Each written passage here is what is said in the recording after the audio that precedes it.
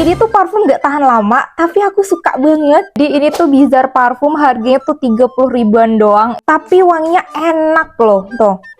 Ini tuh yang sexy killer tuh, wanginya tuh seger, bunganya tuh dapet banget, segar charming gitu. Dan aku selalu pakai si Dream Angel ini juga.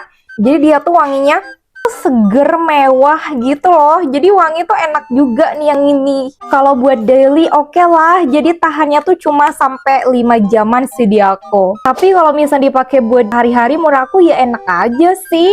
Harganya tuh 30 ribuan doang. Ini kalau misalnya kalian beli di supermarket bisa. Kalau misalnya kalian mau beli dengan harga murah, sudah aku taruh keranjang, kalian bisa cek di situ.